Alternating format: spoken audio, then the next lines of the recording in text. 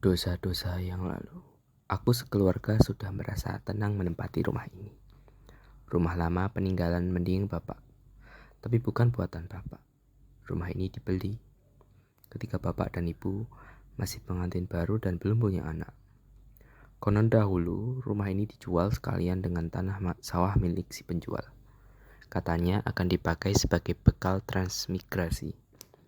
Namun beberapa hari ini ketenanganku agak terusik oleh perilaku seorang tua yang tidak kukenal. Sebenarnya dia tidak mengganggu, tapi aku sekeluarga merasa risih. Orang itu setiap malam setelah Isya datang, lalu duduk terpekur di pinggir jalan depan rumah, memandangi rumahku. Kadang berjam-jam diam di situ, malah pernah sampai waktu subuh baru pergi karena tertidur di situ. Semula aku curiga, khawatir jika orang itu punya niat buruk kepadaku sekeluarga. Namun setelah nyata dia tidak berbuat jahat, rasa curigaku hilang. Walau demikian, perilaku yang aneh itu tetap mengusik ketenteraman kami sekeluarga. Lebih-lebih istriku merasa sangat terganggu. Apakah dia orang gila ya mas? Ucap Dek Yati istriku. Entahlah dek, jawabku. Kelihatannya tidak, barangkali hanya stres. Andai ditanya saja bagaimana ya? Sebaiknya ditanya mas, saran Dek Yati. Setelah sepakat dengan istriku, aku benar-benar bertanya. Malam-malam setelah orang itu duduk di situ beberapa saat, aku mendekatinya. Assalamualaikum, aku mengucap salam. Waalaikumsalam, jawabnya jelas dan fasih. Daripada duduk di sini dingin, silakan duduk di rumah. Wah, terima kasih mas. Namun saya tidak ingin mengganggu Anda sekeluarga. Saya di sini saja mas. Maaf pak, kataku. Tapi karena bapak duduk di sini, kami merasa terganggu. Sebab kami khawatir bapak sakit. Setidaknya Anda cerita apa sebab setiap malam berada di sini. Jadi kami tidak penasaran. Orang itu mengangguk-angguk, bangkit dan mengikutiku masuk ke rumah. Tampaknya istriku sudah bersiap. Tak lama kemudian keluar dengan membawa minuman panas 2 gelas disajikan di atas meja. Silahkan diminum pak, katanya. Baik, terima kasih Jeng, kata orang itu, lalu menyeruput beberapa teguk. Sebentar kemudian dia melihatku dan istriku, lalu terdengar perkataannya. Pastinya Anda ini anak Mas Karjo dahulu ya? Benar, jawabku. Jadi bapak mengenalnya. Kenalkan nak, saya Kasro, dulu yang punya rumah ini. Lalu saya jual kepada ayah Anda, Mas Karjo. Oh, dulu bapak saya berkata bahwa Anda transmigrasi ke Sumatera. Saya memang berkata seperti itu kepada Mas Karjo. Tapi sebenarnya tidak. Kisah hidupku nak, kisah hidup orang rusak akan saya ceritakan. Semoga menjadi contoh buruk yang harus dihindari. Apakah Anda mau mendengarkan? Saya ingin mendengarkannya, jawabku. Dia kembali menyeruput minuman dan mulai cerita. Dulu saya menikah dengan Rusi, seorang gadis yang tidak saya cintai. Dan dia juga tidak menyukai saya. Sampai punya 2 anak, kami tidak bisa saling mencintai. Akibatnya rumah tangga kami rusak. Istri saya seorang serong dengan lelaki lain. Hati saya sangat sakit, lalu ikut-ikut berselingkuh dengan wanita lain. Malah rumah dan sebagian sawah saya jual dan dibeli ayah Anda. Saya lalu pergi dengan wanita tadi ke kota, hidup di rumah kontrakan dan melakukan kumpul kebo dengannya. Sampai 30-an tahun kami hidup sengsara di kota, bekerja serabutan. Sampai dia kemudian meninggal dunia. Di saat itu baru saya menyadari bahwa hidup saya sudah sesat. Saya mulai ingat dengan Tuhan yang memberi kehidupan. Saya lalu menjadi marbot di sebuah masjid di kota sampai 10 tahun. Mulai setahun yang lalu saya kembali ke wilayah ini menjadi marbot di masjid besar kabupaten. Dia berhenti sejenak melihat kepadaku dan istriku, lalu melanjutkan ceritanya.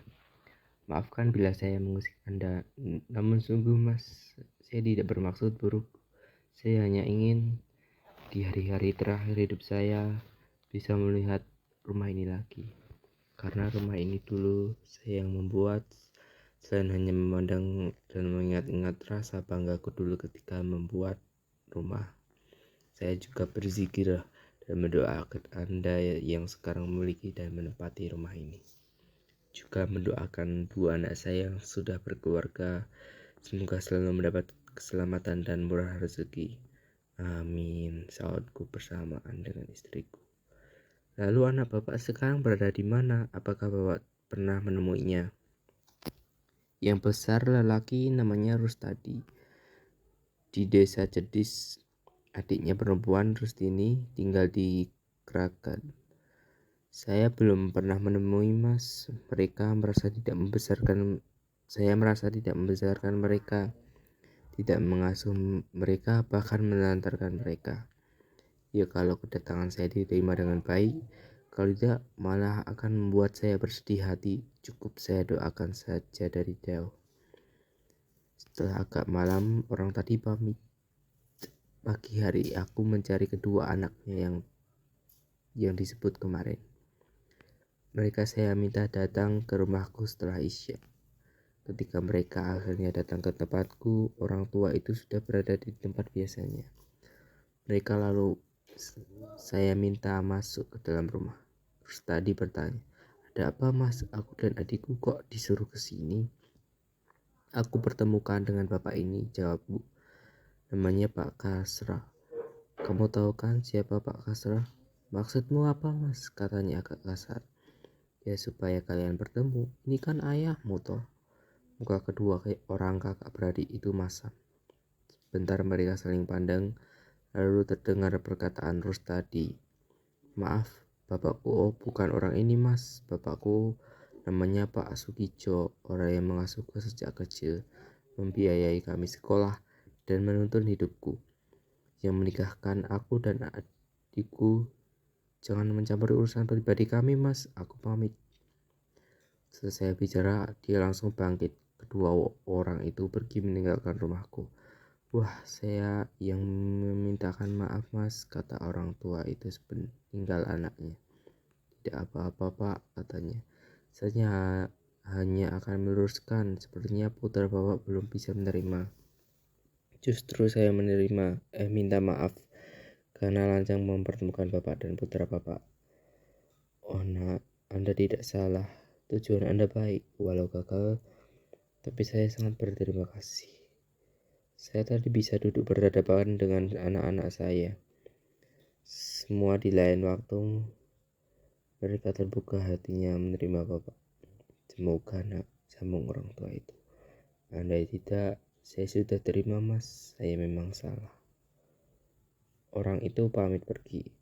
Aku antar sampai depan pintu dengan merasa kasihan. Batinku berkata, "Pak, kamu memang berdosa, tapi sudah bertobat.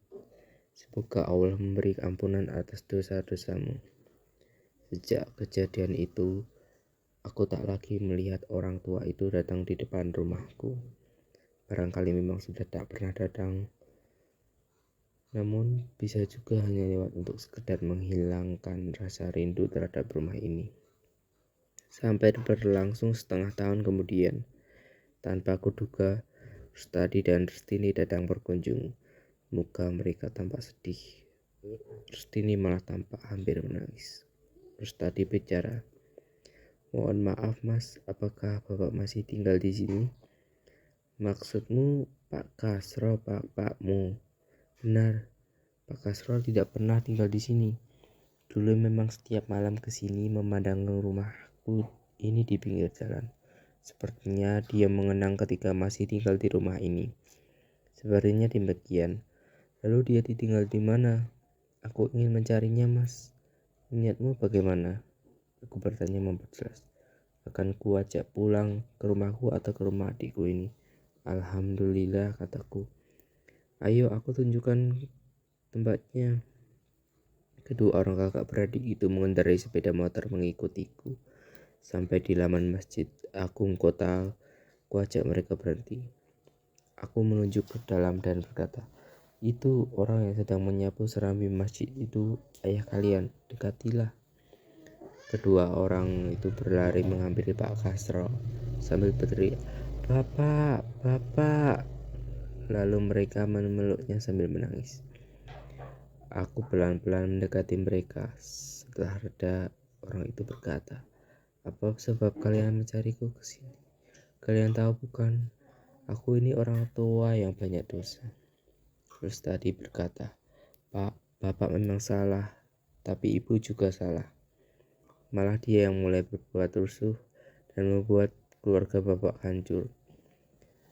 "Oh, jadi kamu sudah tahu semuanya. Siapa yang memberitahu?" kata Pak Kasro. "Paman Pujo." "Oh, Paman Pujo yang tinggal di Sabrang Lor. Benar. Ya, dia memang mengerti kisah orang tuamu. Ini semua perbuatan buruk, kisah orang-orang yang penuh dosa-dosa. Semoga anak cucuku jangan ada yang mengalami. Singkirkanlah dosa-dosa yang dilakukan orang tua ini. Tinggallah kebaikan pada kalian anak cucuku." Kami semua mengucap, "Amin."